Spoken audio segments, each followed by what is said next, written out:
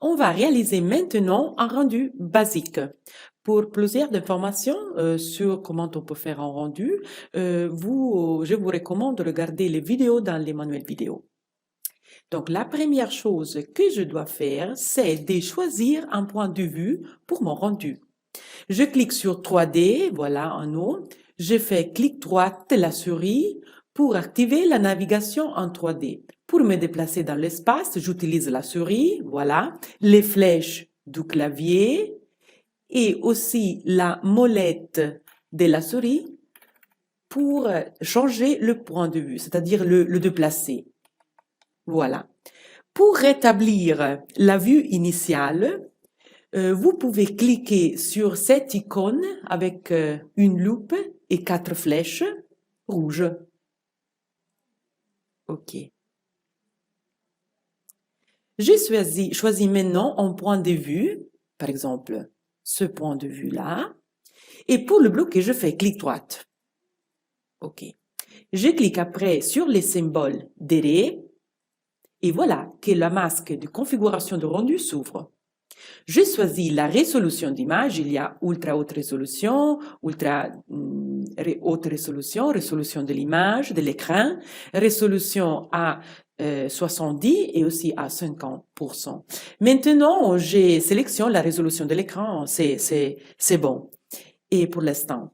Donc, la lumière globale, c'est la lumière qui entre entre deux fenêtres et on n'a pas inséré dans la scène une source de lumière artificielle, donc on insère une valeur assez haute comme par exemple 6. Si dans la pièce, il n'y a pas de fenêtre ou ouverture, c'est nécessaire d'insérer une source de lumière artificielle. Donc, je vous conseille alors de regarder les manuels vidéo. Maintenant, on a inséré des fenêtres et des portes. Donc, on n'a pas besoin d'insérer de lumière artificielle.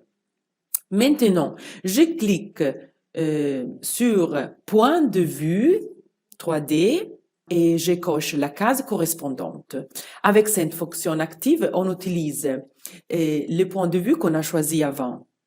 Je clique maintenant sur le bouton Render Setup pour activer la fonction de remplissage de joints. Voilà, je coche la case près de visualiser avec un clic. Et la fonction est maintenant activée, hein, vous les voyez. Je clique sur OK pour confirmer. Je clique sur OK pour lancer le rendu et AredoCAD est en train de charger la scène. Ici, vous pouvez le voir.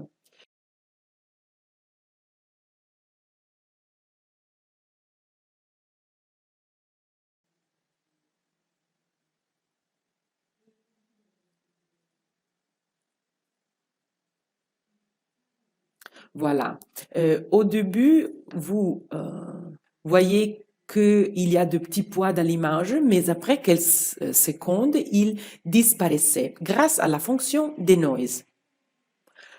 Peu à peu, la résolution augmente et aussi la qualité du rendu. Donc, très important, les moteurs de rendu d'arrêt ne s'arrêtent pas jamais. C'est à vous de l'arrêter et de sauvegarder l'image quand vous trouvez que la qualité que vous voulez pour cette scène a été obtenue. Si je clique sur sauvegarder l'image, AredoCAD continue à faire les rendus et sauvegarde l'image au moment du clic. Je peux cliquer sur sauvegarder l'image, sauvegarder et sauvegarder les rendus dans son dossier que je veux, un format BMP ou GPG. OK.